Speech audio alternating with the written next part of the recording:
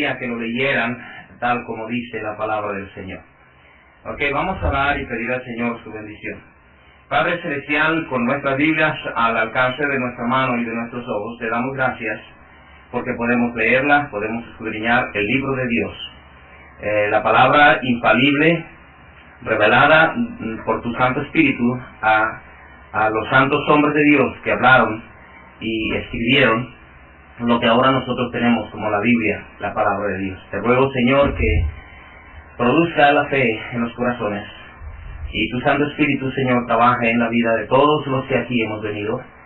Y, Señor, que salgamos de aquí llenos del conocimiento de la información que tú quisiste traernos, Señor. Trae salvación, trae vida eterna, trae bendición. Te ruego, Señor, que tomes el control de nuestros pensamientos, sentimientos, intenciones y traigas cautivas nuestras mentes a tu palabra en esta hora. Te lo ruego, Señor, lléname de ti para predicar tu palabra y hacerlo bien, para gloria tuya, en el nombre del Señor Jesucristo.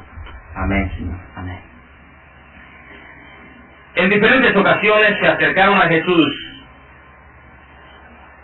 unos hombres para hacerle la siguiente pregunta. En Juan capítulo 14, versículo 5, el hombre que se acerca a Jesús se llama Tomás. Este es conocido como un incrédulo, uno difícil de creer. Este Tomás, llamado el discípulo incrédulo por las características de su vida, le hizo al Señor la siguiente pregunta. Le dijo Tomás: Señor, no sabemos a dónde vas, ¿cómo pues podemos saber el camino? Jesús le dijo: yo soy el camino y la verdad y la vida, nadie viene al Padre sino por mí. Vean ustedes la pregunta que aquí le hace Tomás a Jesús. ¿Cómo podemos saber el camino? En otra ocasión, en Marcos capítulo 10, se acerca un hombre, otro hombre al Señor Jesucristo y le hace una pregunta similar. Marcos capítulo 10, versículos 17 y 21 del capítulo 10 del Evangelio de Marcos. Dice así: al salir él, o sea el Señor Jesucristo, para seguir su camino, vino uno corriendo e hincando la rodilla delante de él le preguntó: Maestro bueno, ¿qué haré para heredar la vida eterna? En el versículo 21, entonces Jesús mirándole le amó y le dijo: una cosa te falta, anda, vende todo lo que tienes y dalo a los pobres y tendrás tesoro en el cielo, y ven, sígueme tomando tu cruz. La pregunta de este joven rico viene a Jesús con estas palabras: ¿qué haré para heredar la vida eterna? En otra ocasión, ahora al apóstol Pablo se acerca un hombre y le hace una pregunta similar. En Hechos capítulo 16 y versículo 30. Este hombre era un carcelero que estaba oyendo que Pablo y Silas estaban cantando, no obstante que estaban presos en el calabozo de más adentro. En Hechos 16, capítulo 16, versículo 30, dice: y sacándolos les dijo: Señores, ¿qué debo hacer para ser salvo? El carcelero de Filipos, el joven rico y Tomás coinciden en la pregunta más importante de la vida. ¿Cómo podemos saber el camino? ¿Qué haré para heredar la vida eterna? ¿Qué debo hacer para ser salvo? Estos tres hombres representan la pregunta más importante que una persona se puede hacer en toda su existencia. Porque de la respuesta a esta pregunta depende la eternidad. ¿Qué puedo hacer para ser salvo? ¿Cómo puedo llegar a ser salvo? ¿Qué haré para heredar la vida eterna? ¿Cómo puedo saber el camino? ¿Cuál es la verdad? ¿Quién me puede decir la verdad? ¿Cómo puedo estar seguro de la eternidad? Y esta pregunta es la más importante de todas las preguntas que una persona se pueda hacer por varias razones. La primera razón de que la pregunta más importante es en relación a la vida eterna se debe a que la condenación es una realidad. La pregunta más importante es, ¿cómo puedo ser salvo? ¿Qué debo hacer para ser salvo? Es más importante que ninguna otra pregunta debido a que la condenación es una realidad. Escuche lo que dice la Biblia en Juan capítulo 3, versículos 16 al 18. Juan 3, 16 dice la palabra de Dios, Cristo mismo está hablando, porque de tal manera amó Dios al mundo que ha dado a su Hijo unigénito para que todo aquel que en él cree no se pierda, mas tenga vida eterna. Porque no envió Dios a su Hijo al mundo para condenar al mundo, sino para que el mundo sea salvo por él. El que en él cree no es condenado, pero el que no cree ya ha sido condenado, porque no ha creído en el nombre del unigénito Hijo de Dios. Aquí la palabra condenación se repite varias veces. Y dice la Escritura que Cristo Jesús vino al mundo para salvarnos de la condenación. La palabra condenación quiere decir aquí juicio de Dios. Condenación es juicio de Dios en el sentido negativo. No fueron hallados aceptos y fueron entregados a condenación. La condenación, queridos hermanos, es una palabra que se repite muchas veces en la Biblia, porque condenación es una terrible realidad. Hay quienes viven en salvación y hay quienes viven en condenación. Hay quienes viven en camino a la eternidad de gloria y hay quienes viven en camino a la eternidad de condenación. La condenación es una realidad. Por eso la pregunta es, ¿qué debo hacer para ser salvo? Y resulta tan relevante porque hay una terrible realidad en cuanto a condenación. Pero cuando se habla de condenación, se tiene que hablar de infierno. La Biblia nos habla de la realidad del infierno. ¿Qué debo hacer para ser salvo? Porque es importante, porque el infierno es una realidad. Quiero que escuchen con atención las palabras del mismo Señor Jesucristo. ¿Cuántas veces Él se refirió al infierno?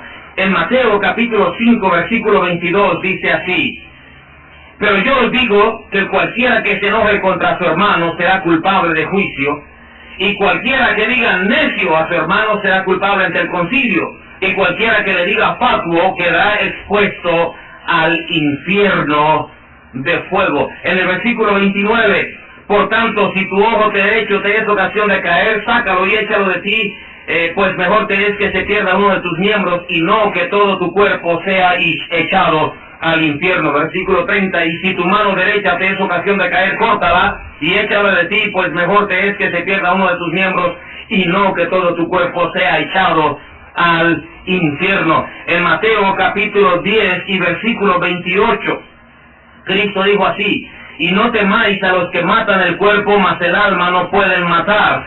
Temed más bien a aquel que puede destruir el alma y el cuerpo, te dice, en el infierno. En Mateo 18:8, Jesucristo está hablando. Mateo 18:8, ay del mundo, no, por versículo 8, por tanto, si tu mano o tu pie te es ocasión de caer, córtalo y échalo de ti. Mejor te es entrar en la vida cojo o manco que teniendo dos manos o dos pies ser echado en el fuego eterno. Y si tu ojo, versículo 9, te es ocasión de caer, sácalo y échalo de ti. Mejor te es entrar con un solo ojo en la vida que teniendo dos ojos ser echado en el infierno de fuego. Mateo 23:15, un versículo más. Mateo 23:15 dice así, Mateo 23:15, ay de vosotros, escribas y fariseos hipócritas, porque recorréis mar y tierra para hacer un prosélito, y una vez hecho le hacéis dos veces más hijo del infierno que vosotros. Versículo 33 dice: serpientes, generación de víboras, ¿cómo escaparéis de la condenación del infierno? En Marcos capítulo 9, versículos 43 y 45. Marcos, el Evangelio según San Marcos, capítulo 9, versículos 43. Dice: si tu mano te fuera ocasión de caer, córtala, mejor te es entrar en la vida manco que teniendo dos ojos ir al infierno. Luego dice: al fuego que no puede ser apagado, donde el gusano de ellos no muere y el fuego nunca se apaga. Si tu pie te fuera ocasión de caer, corta, lo mejor te es entrar a la vida cojo, que teniendo 2 pies ser echado en el infierno al fuego que no puede ser apagado, donde el gusano de ellos no muere y el fuego nunca se apaga. Versículo 47, y si tu ojo te fuera ocasión de caer, sácalo, mejor te es entrar en el reino de Dios con un ojo que teniendo 2 ojos ser echado al infierno, donde el gusano de ellos no muere y el fuego nunca se apaga. Una y otra y otra y otra y otra vez Jesucristo está diciendo: el infierno, el infierno, el infierno será echado al infierno. El fuego nunca se apaga, el fuego nunca se apaga, el gusano no muere. En segunda de Pedro, el apóstol San Pedro escribió estas palabras, 3:7, segunda de Pedro 3:7 dice: pero los cielos y la tierra que existen ahora están reservados por la misma palabra, guardados para el fuego en el día del juicio y de la perdición de los hombres impíos. En Judas, el apóstol Judas dijo así, versículo 7, como Sodoma y Gomorra y las ciudades vecinas, las cuales de la misma manera que aquellos, habiendo fornicado e ido en pos de vicios contra la naturaleza, fueron puestas, por ejemplo, sufriendo el castigo del fuego eterno. Y escuche ahora lo que dice Apocalipsis. Apocalipsis capítulo 14, versículo 10.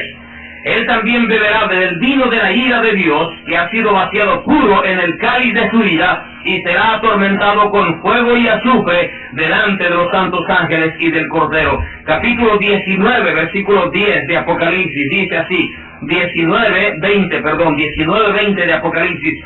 Y la bestia fue apresada, y con ella el falso profeta, que había hecho delante de ella las señales con las cuales había engañado a los que recibieron la marca de la bestia y habían adorado su imagen. Estos dos fueron lanzados vivos dentro de un lago de fuego que arde con azufre. En el capítulo 20 de Apocalipsis, versículo 10, y el diablo que los engañaba fue lanzado en el lago de fuego y azufre, donde estaba la bestia y el falso profeta, y serán atormentados día y noche por los siglos de los siglos. Versículo 14 del mismo capítulo 20. Y la muerte y el Hades fueron lanzados al lago de fuego. Esta es la muerte segunda. Versículo 15. Y el que no se halló inscrito en el libro de la vida fue lanzado, ¿dónde? Al lago de fuego. Capítulo 21, versículo 8.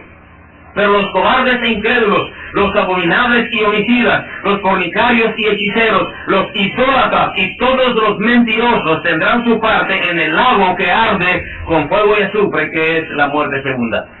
Incansablemente la Biblia repite una y otra vez: infierno de fuego, infierno de fuego, el infierno de fuego. Ustedes, queridos hermanos y amigos, hemos oído muchas veces el infierno. Y mucha gente ha tratado de coger la palabra infierno como una alegoría, como una figura. Algunos se la toman como una palabra de juego, de juguete, y se refieren al infierno con una ligereza y con una liviandad asombrosa que denota la gran ignorancia que hay de la palabra infierno en la palabra de Dios. La Biblia habla de la realidad del infierno. Cuando una persona muere, o se va a la gloria o se va al infierno. No hay vuelta de hoja. La palabra de Dios enseña que el infierno es una terrible realidad. Si el infierno no existiera, comamos y bebamos, que mañana moriremos. Si el infierno no existe, viva cada quien como le plazca. Si el infierno no existe, ¿para qué nos cuidamos tanto de las drogas y de los vicios y de tantas cosas perversas? Si el infierno no existe, entonces las iglesias son un montón de hipocresía, la religión es un montón de hipocresía, las cosas de Dios son cosas de juego, no valen la pena. Si el infierno no existe, entonces los predicadores que por miles y miles hemos existido somos un montón de mentirosos.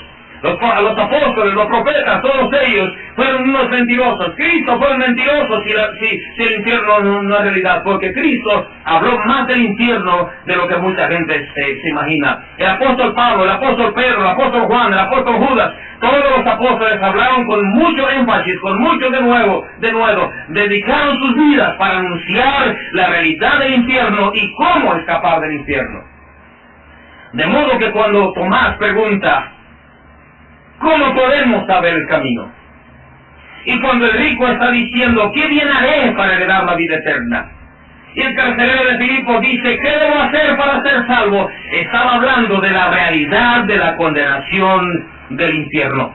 Un día, mis amados hermanos, la muerte sorprenderá a cada uno de nosotros, unos primero, otros después.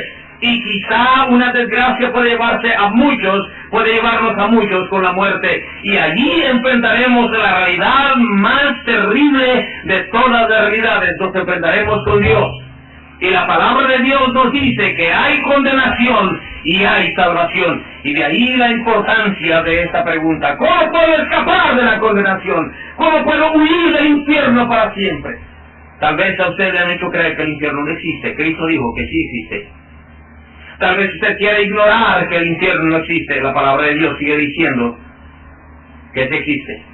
Hay un libro de Dios y dice la Escritura, los que no se hallaron inscritos en el libro de la vida fueron lanzados al lago de fuego, que es la muerte segunda, la muerte espiritual.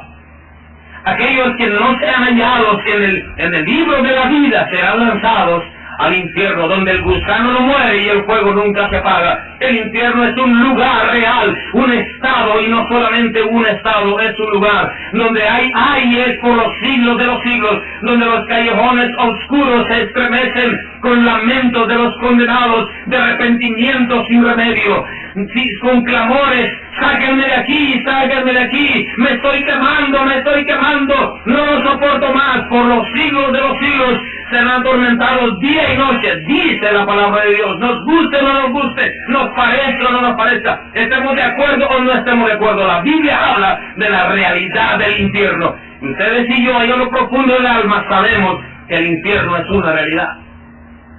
Y esa es una terrible realidad que debemos de reconocer, que tenemos que enfrentar.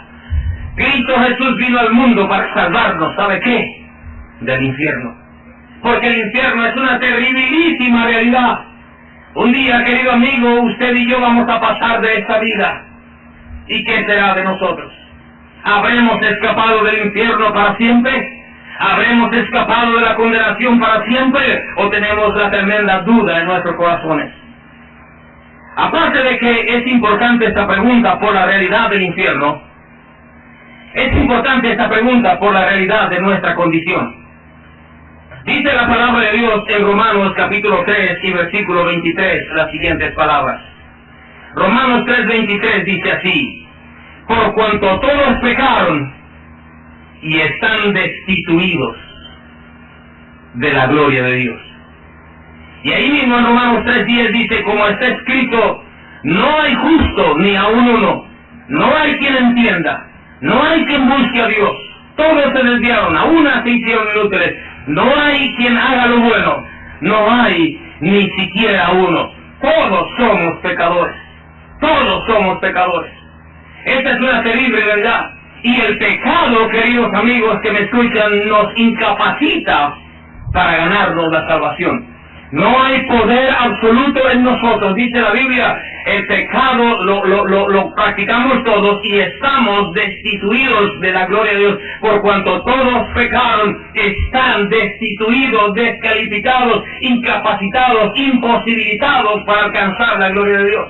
Y todos somos pecadores, dice, no hay justo, ni uno solo, no hay quien haga lo bueno. Qué tremenda y terrible realidad. Escuche lo que dice la Biblia ahora en Isaías 59, versículo 2. Pero vuestras iniquidades han hecho división entre vosotros y vuestro Dios, y vuestros pecados han hecho ocultar de vosotros su rostro para no oír. Y esta realidad, hermanos, es todavía, acentúa más todavía la realidad de la condenación y del infierno. Porque por pecadores nosotros vamos rumbo al infierno. Todos pecaron y estamos destituidos de la gloria de Dios. Todos somos pecadores, no hay justo ni a uno. Y la condenación es el destino de todos, absolutamente todos los pecadores. Y todos somos pecadores. Dice la Biblia, vuestras iniquidades han hecho división entre vosotros y vuestro Dios. Un gran abismo está colocado entre Dios Santo y nosotros pecadores. Y no hay posibilidad en nuestros recursos humanos de hacer un puente que libre nuestra condenación. No hay capacidad en nosotros para llegarnos a Dios. Todas nuestras obras son insuficientes, son incapaces. En Efesios capítulo 2, versículos 8 y 9, el escritor sagrado Pablo, el apóstol, escribe así, inspirado por Dios. Porque por gracia, Efesios 2, 8 y 9, porque por gracia sois salvos por medio de la fe, y esto no de vosotros. Esto quiere decir, es algo que tú no hayas logrado, es un don de Dios, y añade, no por obras, para que nadie se gloríe.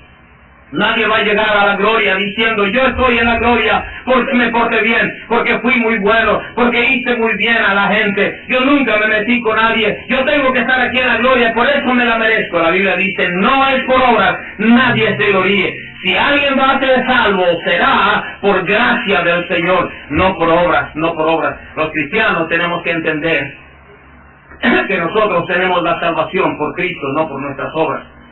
Y ustedes, queridos amigos que nos visitan, tienen que entender lo que nosotros hemos entendido, lo que la Biblia dice, mejor dicho, que la salvación no es por obras. No es por obras. Es cierto que no somos asesinos y secuestradores y violadores, y ni somos asaltabancos y no somos gente mala en el sentido general, pero delante de Dios todos somos pecadores. Quizá usted yo no ha robado, yo no ha asaltado, pero sí ha mentido, ha envidiado, ha codiciado, ha tenido lascivia, quizá hasta adulterio hay en su vida y cosas perversas se meten en la vida. Todos, absolutamente todos somos pecadores delante de Dios. No hay uno solo que diga yo nunca he pecado delante de Dios, y si lo dice está añadiendo uno más a su lista larga de pecados. Nuestras obras no nos pueden salvar. Si nuestras obras nos pudieran salvar, entonces Cristo no hubiera venido.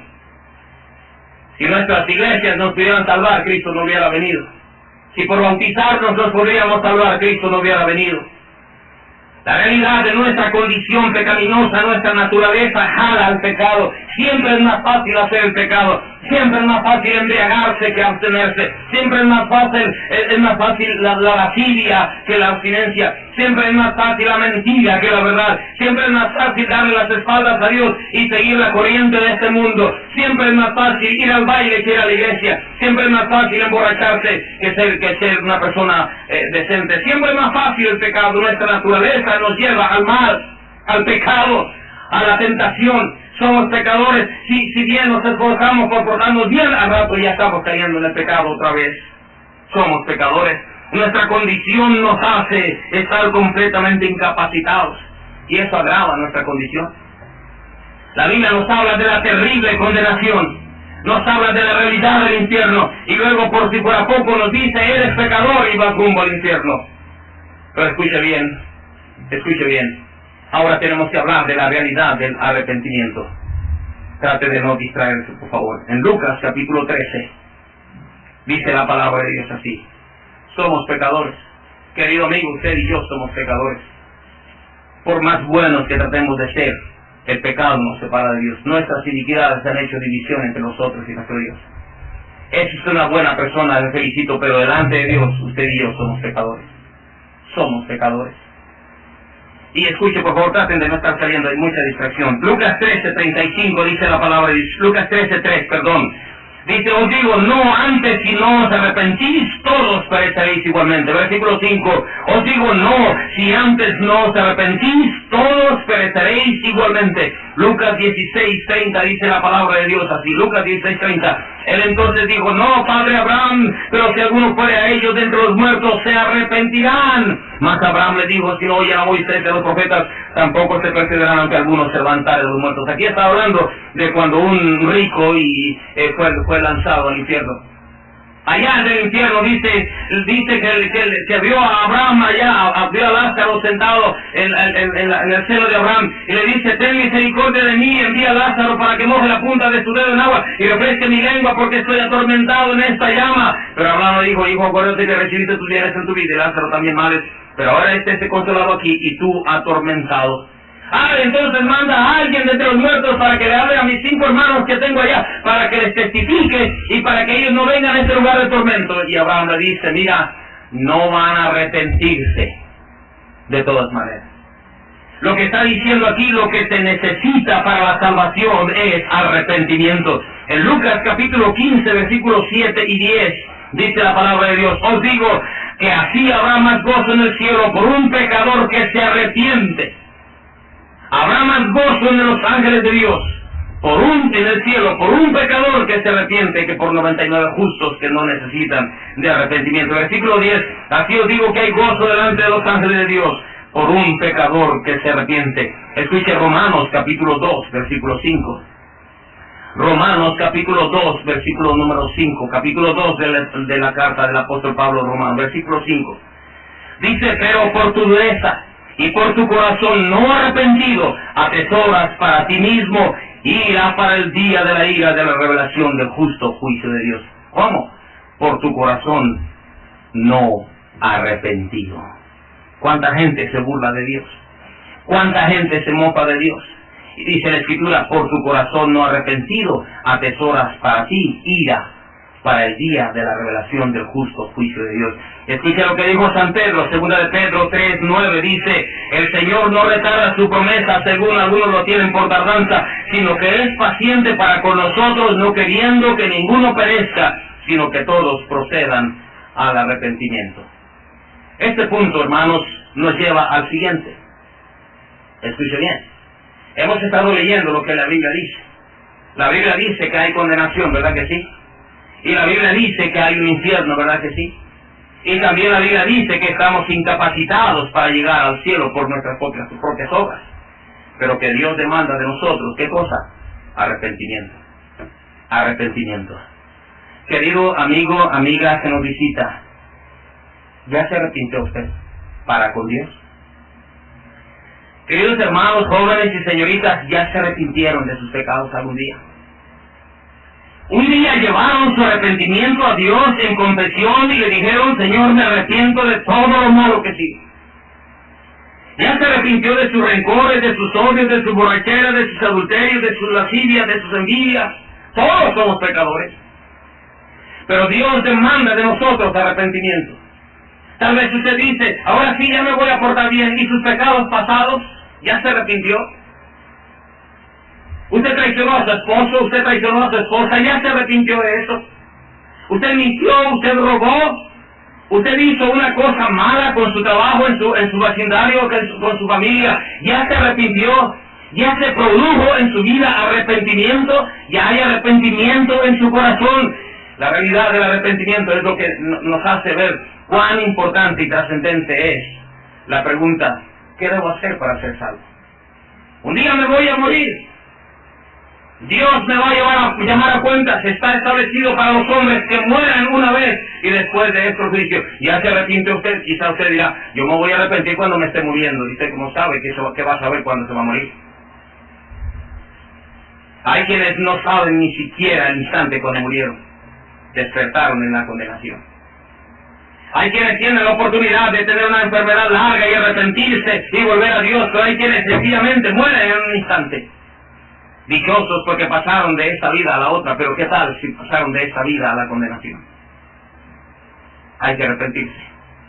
Ya es tiempo que se arrepienta el pecador, ya es tiempo que se arrepienta de los hurtos, de los secuestros, de las violaciones, de los vicios, de la idolatría, de las maldades, de las traiciones, de las mentiras, de las codicias, de las envidias, de los celos y de los rencores que se guardan en el pecho.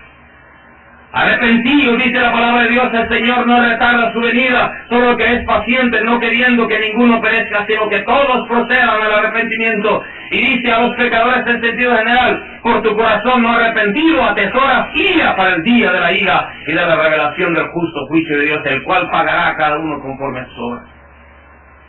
Tal vez usted diga, pastor, predicador, me está dando miedo. Y qué bueno que por ese miedo usted sepa huir de la condenación. ¿Sabe por qué? Porque la salvación también es una realidad. La salvación, escapar del infierno es una realidad. La pregunta se vuelve más importante cuando sabemos lo que Cristo contestó. ¿Qué debo hacer para ser salvo? ¿Cómo podemos saber el camino? ¿Qué viene a Él para heredar la vida eterna? Escuche la Biblia lo que dice Juan 3:16, porque de tal manera amó Dios al mundo, que ha dado a su Hijo unigénito, para que todo aquel que en él cree no se pierda, mas tenga vida eterna, porque no envió Dios a su Hijo al mundo para condenarlo, sino para que sea salvo por él. Pero el énfasis aquí está en el amor de Dios. De tal manera amó Dios al mundo. En Romanos capítulo 5, versículo 8, todos conocemos el pasaje, pero será necesario que usted lo lea. Romanos 5:8 dice, mas Dios muestra su amor para con nosotros, en que siendo aún pecadores, ¿qué dice? Cristo murió por nosotros. Dios nos ama, a pesar de ser pecadores. Amigo, a pesar de su adulterio, Dios le ama. Amiga, a pesar de sus adulterios, Dios le ama. A pesar de chismes, a pesar de mentiras, a pesar de envidias, a pesar de tantas cosas que hemos hecho, Dios nos ama todavía. Dios es amor. Y por ese amor no va a mandar a ninguno de sus hijos al infierno. El problema es que mucha gente no quiere reconocer a Dios como su Salvador en Cristo. Rechazan a Dios, rechazan la Biblia, rechazan la verdad de Dios, y aún así quieren decir, yo quiero irme a la gloria. Por favor, dejen de interrumpir, hermanos, dejen de sacar personas, pueden esperar. Si quiere salir, hermanos, tal vez hay una emergencia con su esposa, su hijo, salga ahora. Mujeres, ya no me saquen más personas, por favor. Sí, es una emergencia, está bien. ¿Por qué es muy importante esta pregunta? Porque Dios nos ama, a pesar de lo que somos. De tal manera amó Dios al mundo. Nos amó de tal manera que dio a su Hijo unigénito para que todo aquel que le cree no se pierda, mas tenga vida eterna. Dios nos ama así como somos. Querido amigo, señor, señora, Dios le ama a usted. Dios le ama a usted, así como usted es. No espere a cambiar para acercarse a Dios. Acérquese a Dios y Él le va a cambiar. Mucha gente vive esperando cambiar un día, voy a cambiar un día, voy a cambiar, ya verán, ya mero, ya verito, ya voy a cambiar. Y entonces cuando yo cambie, entonces yo voy a la iglesia, entonces me voy a acercar a Dios. Nunca lo va a lograr, porque nuestra naturaleza es de constantemente tendencia al mal. Y es porque no podemos vivir sin pecado, que Cristo vino y pagó en nuestro lugar por nuestro pecado. Porque de tal manera amó Dios al mundo, que dio a su Hijo único, para que todo aquel que en él cree no se pierda, mas tenga vida eterna. Porque por gracia es favor que Dios quiso hacernos. Sois salvos por la fe. Eso es algo que tú no puedes lograr. Es por gracia. Y no es por obras para que nadie llegue al cielo gloriándose. La realidad del amor de Dios. Y eso nos lleva a la realidad de la muerte del Señor Jesucristo.